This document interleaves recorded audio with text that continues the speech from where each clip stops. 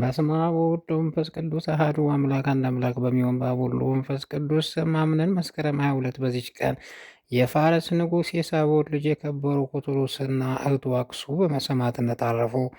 ለቅዱስ ኮቶሎስም ጣጦስ የሚባል የክርስቲያን ወዳጅ አለው። ይህም ንጉሥ ሳቦር እሳትን የሚያመልክ ነው። ብዙዎች ምዕመናን ስለሚያሰቃያቸው ክብር ይግባውና ክርስቶስ ስም ይጠራ ዘንድ በዚያ ወራት የደፈረ የለም። ይህ ጢጦስ በአንዲት ሀገር ላይ ገዢ ነበር። እርሱ ክርስቲያን እንደሆነ በንጉሥ ዘንድ ወነጀሉት። ንጉሡም ስለ እርሱ የተነገረ እውነት እንደሆነ ወይም እንዳልሆነ ያረጋግጥ ዘንድ ሌላው መኮንን ወደ እርሱ ላከ። ሁለተኛም ክርስቲያን አገኘ እንደሆነ ጽኑ ስቃይ እንዲያሰቃይ አዘዘ። የንጉሥ ልጅ ኮቶሎስም ይህን ነገር በሰማ ጊዜ ወዳጁ ጢጦስ ወዳለበት ወደዚያች ሀገር ሄደ። ያ መኮንን በደረሰ ጊዜ ጣጦስን የንጉሥ እንደወነጀሉት እንዲሁ ክርስቲያን ሆኖ አገኘው።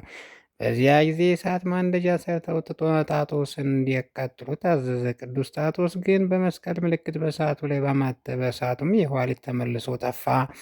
ኮቶሎስም ይህን ታምር ባየ ጊዜ እጅግ አድንቆ ጣጦስን ወንድሜ ወይ ስራ እንዴት ተማርህናው ተምረሃና አወቅሃለሁ? ጣጦስም ይህን እስከ ስራዬ አይደለም ክብር ይግባውና ከጌታ ከኢየሱስ ክርስቶስ ሃይማኖት ይህ ድንቅ ታምር እንጂ ብሎ መለሰለት። ኮቶሎስም እኔ በክርስቶስ የማመን ከሆንኩ እንዲህ ልሰራ እችላለሁ አለው። ጣጦስም እንዲህ ብሎ መለሰለት፣ በእርሱ ካመንህበት ከዚህ ይበልጥ ታምራትን ታደርጋለህ። በዚያ ጊዜ ቅዱስ ኮቶሎስ ክብር ይግባውና በጌታ በኢየሱስ ክርስቶስ አመነ። በዚያች ጊዜ ነበልባሉ እጅግ ከፍ ከፍ እንደሚል እሳቱን አነደዱ። ቅዱስ ኮቶሎስም ቀረበ ብሎ እሳቱ ላይ በመስቀል ምልክት አማተበ። እሳቱም ወደ ኋላ 12 ክንድ ተመለሰና ጠፋ።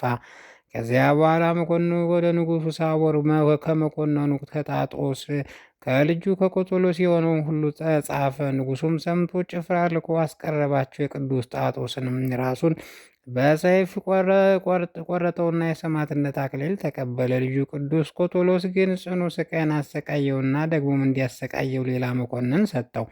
እርሱም ብዙ ካሰቃየው በኋላ አሰረው። እህቱም አክሱ ወደ እስር ቤት ወደ እርሱ መጣች። ወደ ቀድሞ ስራው እንዲመለስ ትሸነግለው ዘንድ አባቱ አልቋታልና። እርሱ ግን እህቱን ገሰጻት፣ መከራት፣ የቀናች ሃይማኖትን አስተማሪያት። ያን ጊዜ ከእህቱ ተመልሷ ክብር ይግባውና በጌታ በኢየሱስ ክርስቶስ አመነች። ከዚያ በኋላ ወንድሟ ቅዱስ ኮቶሎስ ወደ አንድ ቄስ ላካት። እርሱም የክርስትና ጥምቀትን በስውር አጠመቃት። ወደ አባቷም ተመለሰ። አንድ ያለችው አባቴ ሆይ ለእኔና ለወንድሜ ለኮቶሎስ የሆነውን ለአንተ ቢደረግልህ ይሻላል ብላ ክብር ይግባውና በሰማይና ምድር በውስጣቸው ያለውን ሁሉ ከፈጠረ ከጌታ ከኢየሱስ ክርስቶስ በቀር ሌላ አምላክ የለምና። ይህን ነገር ከአባቷ ከእርሷ በሰማ ጊዜ በእርሷ ላይ እጅግ ተቆጥቶ ነፍሷን በእግዚአብሔር እጅ እስከሰጠች ድረስ በጽኑ ስቃይ እንዲያሰቃዩት አዘዘ። በዚህም ምስክርነቷን ፈጽማ የሰማዕትነት አክሊልን ተቀበለች። ወንድሟ ቅዱስ ኮቶሎስን ግን በፈረሶች ጅራቶች ውስጥ አስረው በተራሮች ላይ አስሮጧቸው። ስጋውም ተቆርጦ በተበታተነ ነፍሱም በፈጣሪው እጅ ሰጠ። የቀረ ስጋውንም ወደ 3 ቆራርጠው የሰማይ ወፎች ይበሉ ዘንድ በተራራ ላይ ጣሉት። በእንደዚህም ሁኔታ ምስክርነቱን ፈጽሞ የሕይወት አክሊልን በመንግሥተ ሰማያት ተቀበለ። ወታደሮችም ሲመለሱ የሰማዕታትን ስጋ ይወስዱ ዘንድ በሀገር አቅራቢያ ያሉ ቀሳውስትና ዲያቆናት እግዚአብሔር አዘዛቸው። እነርሱም በሌሊት ሂደው የቅዱስ ሰማዕትና ስጋቸውን ወስደው በታላቅ ክብር ገነዟቸው። እንደ በረዶም ነጭ ሆነው አግኝተዋቸዋልና የመከራው ወራት እስኪፈጸም ድረስ በመልካም ቦታ ኖሯቸው። ከዚያ በኋላ ያማረች ቤተ ክርስቲያን ሰርተውላቸው የቅዱስ ስጋቸውን በዚያ ኖሩ። ከስጋቸው ድንቆች ታምራዎች ተገለጠ። ለእግዚአብሔር ምስጋና ይሁን፣ እኛንም በጸሎታቸው ይማረን፣ በረከታቸው ከእኛ ጋር ትኑር ለዘላለሙ አሜን።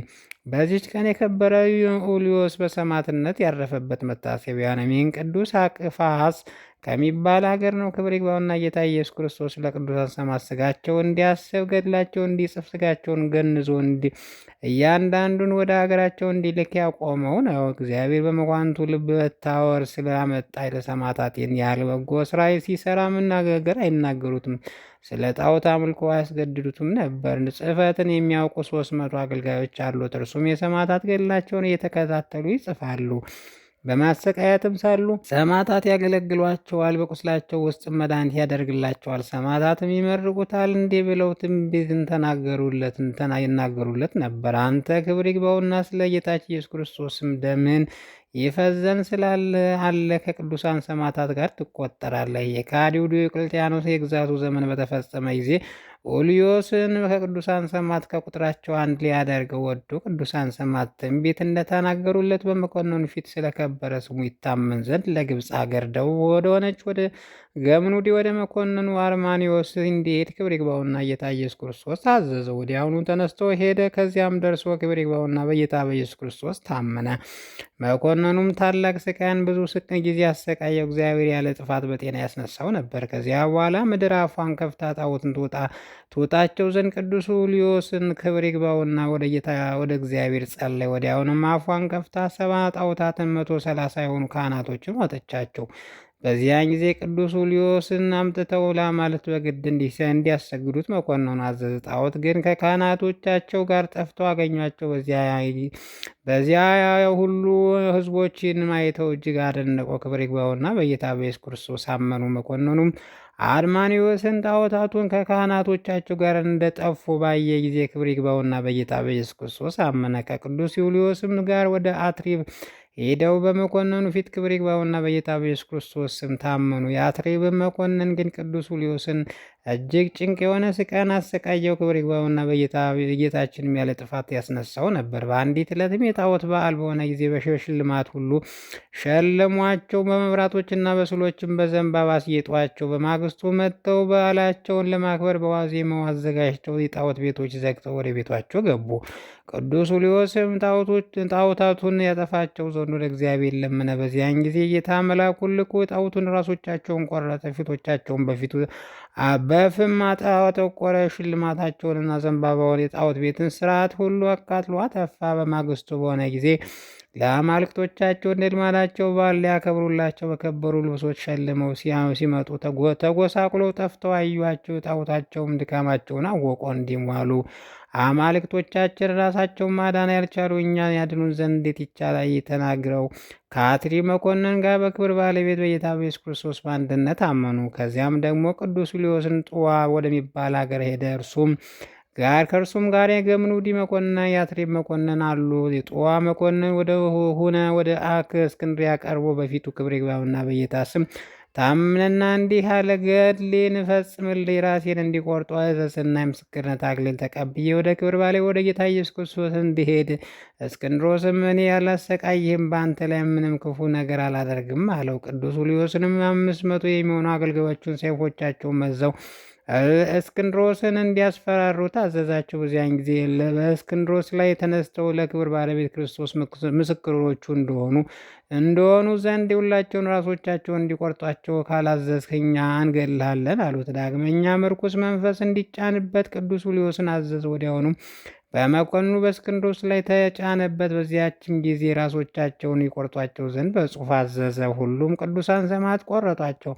እሊህም ቅዱስ ኡልዮስን ልጁን ቴዎድሮስ የከበረ ወንድሙን ዮንያስን 500 አገልጋዮችን የገምኑዲና የአትሪብ መኮንን ብዙዎች ሕዝቦችን ሁሉም ቁጥራቸው 1500 ነው። በዚያ ቀን ከቅዱስ ኡልዮስ ጋር በሰማዕትነት የሞቱ ናቸው። የሰማዕታት አክሊል በመንግሥተ ሰማያት ተቀበሉ። የቅዱስ ኡልዮስን የልጁንና የወንድሙን ሥጋ አንስተው ወደ እስክንድርያ ሀገር አደረሱ። እርሱም በውስጧ ነዋሪ ሆኖ ነበርና ትውልዱ ግን አቅፋሃስ ከሚባል ሀገር ነው። በአማረ ቦታ ውስጥም አኖሯቸው። ከዚያ በኋላ ያማረች ቤተክርስቲያን ሰሩላቸው። ከእርሳቸውም ታላቅ የሆኑ ድንቆች ታምራዎች አደረጉ። ለእግዚአብሔር ምስጋና ይሁን። እኛንም በዚህ ሁሉ እኛን በሁሉም ሰማዕታት ጸሎት ይማረን። በረከታቸው ከእኛ ጋር ትኑር ለዘላለሙ አሜን። በዚች ቀን የሰማዕታት በዓላት የመታሰቢያ ነው። በረከቱ ከእኛ ጋር ትኑር ለዘላለሙ አሜን። ጌታ ሆይ ከብልጽግናቸው ብዛት የተነሳ ብዙ መባ ካገቡት ይልቅ ቀዳይቱን አነስተኛ ባንደ ተቀበል። ለሁል ጊዜ የሚያገለግሉ ላይ መሬት ያሳስበች ጊዜ የማቀርብ ምስጋና ተቀበል። እናንተ ቅዱሳን ነቢያት፣ የወንጌል ሰባኪያን፣ ጻድቃን፣ ፍጹማን ደናግል እንዲሁም ደጋጎች መነኮሳት ልጅ አዋቂ ሳይል የምንሰበሰብበትን የጉባኤ ቦታ ወርቁ የመጽሐፍ ወረቀት አዘጋጅቶ ብራና ዳምጾ የጻፈውን ያጻፈውን ከግዕዝ ወደ አማርኛ የተረጎመውን ቃለ ንባቡን በእርጋታ መንፈስና በተመስጦ ሌልና ያዳምጠውን በደለኛ ሁሉ የምታስምር ጌታ እናቱ በማርያም ጸሎት ኢየሱስ ክርስቶስ በአንድነት ይማረን። ኢየሱስ ክርስቶስ በአንድነት ይማረ። ኢየሱስ ክርስቶስ በአንድነት ይማረን ለዘላለሙ አሜን።